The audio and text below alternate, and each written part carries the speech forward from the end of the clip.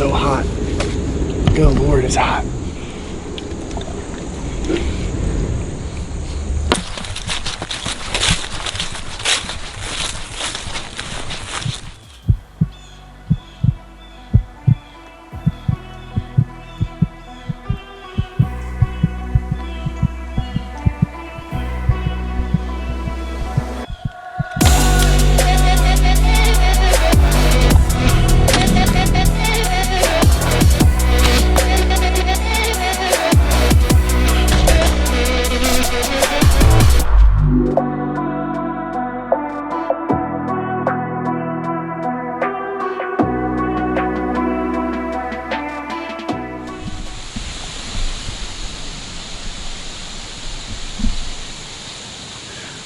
What is up, ladies and gentlemen? Your boy's back in the stand finally. Decided last minute, like, dude, let's not even rep the camo today. Let's wear the Nebraska fit. It's the early season. This is my first time hunting for the year. It is September 24th. It's a little after 3:30 p.m. Got all kinds of white oaks falling over here to my right. I'm sitting in a red oak that has absolutely no acorns in it. So we got a horrible red acorn crop this year, but the white oaks seem to be dropping pretty hard. Oh, that breeze feels good. It's like mid 60s right now, but it's supposed to get up to the 70s by the end of this evening. Sun's high, but the cloud coverage has been a little bit stronger than what the weathermen predicted. So this weekend we had a major cold front come through for late September. Friday morning, it got down to 45 degrees in late September. That's one of the coldest mornings we've had in September in the past 3 years. That's amazing. And then this morning, for Saturday, temperatures got down into about the 50s, but it was pouring down rain, and I wasn't about to come out here and get soaked for a September hunt when I don't have anything major on camera right now. So you guys haven't seen me at all this year pretty much since turkey season, and I apologize. Not done with this. I feel like this happens all the time. It's for the past like 5 years, it's been a battle to stay on YouTube and also work outside of YouTube. Because although I make money from YouTube and it kind of pays for what I do out here in the woods, it's not enough right now to sustain me for what I want to do in life. Have a family, have a farm, travel and hunt. And I'm such a big advocate of like not taking a sponsor unless I use that product and like that product. So beggars can't be choosers. And this year I'm doing the mature adult thing and sacrificing my deer season, my fall, to better myself and get myself in a better career so that I have better time off in the fall, paid vacations, better pay. And it sucks because I'm not going to get to hunt a whole lot this year, but at the same time I am going to get to hunt. You got to be grateful for what you can do, and you got to make the most of it. So we're here, a little check-in. I'm at the hills. And also, if you guys can't tell or see behind me, shooting a new bow this year. Shooting a Mathews V3X 33, 75-pound mods. It's a story for another episode, but new bow, new season.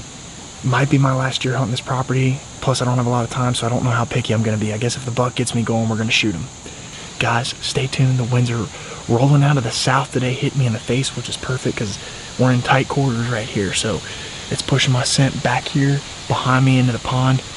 Then we got the white oaks up here to my right, coming out of the bedding area. And then we got that field down in the bottom that they feed in. I didn't do the food plot this year, but they've naturally fed in that field for years. They got the landowner keeps that field cut, and there's all kinds of natural browse down there that they just absolutely demolish. I just did the food plots because it kind of brought them to a specific spot in front of a ground line that I wanted to shoot them at. So this year we didn't do the food plot because we might lose the farm, and I just didn't have a lot of time on my hands. But we still got some major food sources in the area.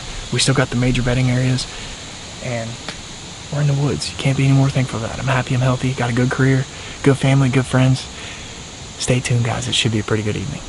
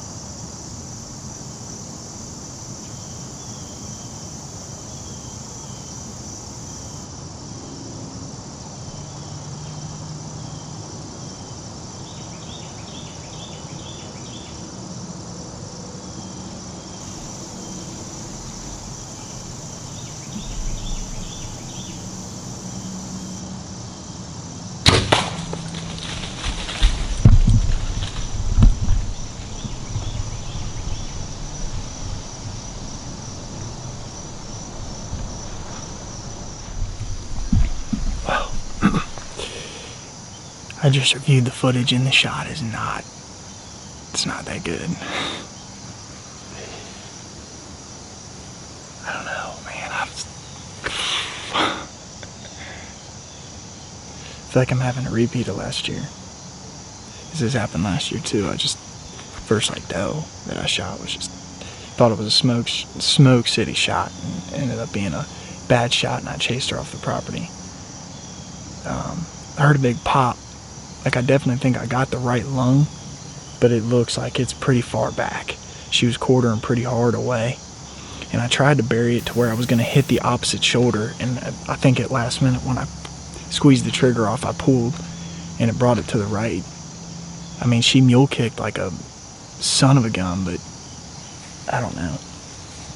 The old V3X, she's quiet. She's not like a Hoyt, that's for sure.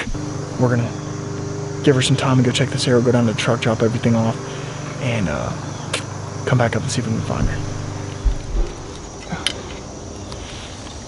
Alright. Let's go check this arrow out. Okay, here's the arrow.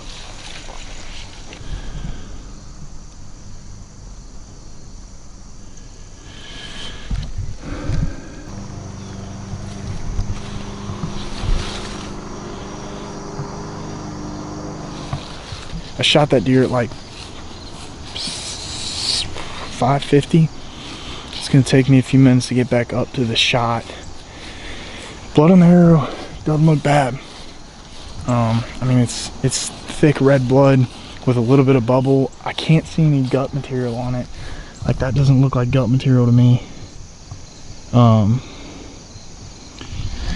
But shot was definitely a little far back. I wanted to be about 2 inches to the left of where I hit, which would have buried it in her offset shoulder. But I've been really bad at pulling shots these past couple of years. I've developed a really bad target panic. Definitely gonna have to work that one out before late October and November. Start slinging a lot of carbon and fix my problem. But we're gonna head back up here. Got my flashlight, got both my knives. It's not terribly warm. It's like 60 degrees right now, so it's not like she's gonna spoil.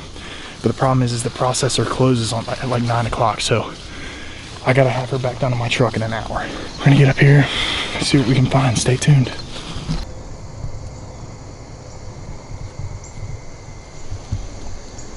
So it looks like she peeled off and started going down the hill, but she's spraying and leaking. I didn't hear anything crash either, but we're gonna keep tailing her and following her. Look at that. Wow.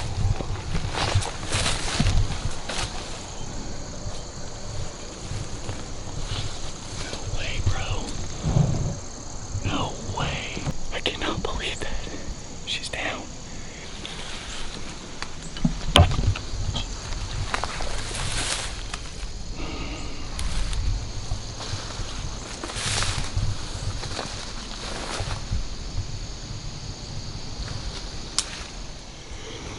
Well, here it is, September 24th, and it is now 7:10 p.m. I don't even know what to say. This is my first time being behind the camera this year, and that is horrible because normally I'm out all year long, but this year, like I talked about before the hunt, I'm making some sacrifices so that we can have a better future. But tonight, I came out just with the mindset of getting in the woods. I had a couple does walk up, and one of them looked injured, so I started texting my buddy to see if there was still a place around the area that was doing Hunters for the Hungry, and he's like, dude, forget that. He goes, I want the meat, so shoot her. And I kind of talked to you guys about why I'm not trying to fill up the freezer this year, because I have a little meat left over, and I would like to fill my buck tag this season. So that doe ended up walking off, but 10 more, and then a couple younger bucks showed up at the little corn plot, and then out of nowhere, I don't know what she caught. I don't know if they caught my wind, which is more than likely the situation, but they all just blew and scattered. And this one stayed behind. She went up on the hill at literally 21 yards perfectly, quartering away, took the shot. The shot was questionable. I was feeling like I was last year, where I made a marginal shot, lost the deer, and as luck would have it, I go back, look at the footage, came down here, gave it some time. I didn't rush the tracking process, and I woke up and she didn't go 30 yards. So the quartering away shot was way back here on the top portion of her back. It was actually right here. and then exited right here. So basically I clipped that artery that runs right along the spinal cord and then took out every bit of her right lung and didn't even get the guts like I thought. So all in all, the shot was a little bit better than what I had thought, and quick, clean, humane kill. And this one's off to the processors, and it's the first one for 2022, and it's the first one with my brand new Mathews. So guys, thank you so much for watching. I know this was short. I will be out here all through October and November trying to fill my buck tag, but it's nice to get one on the ground and continue the management process, even if we are not going to be here next year on this property. So thanks again, guys. Be sure to click the like button, hit the subscribe button, and then I will catch you guys later on the next episode of Andrew Bernard Outdoors.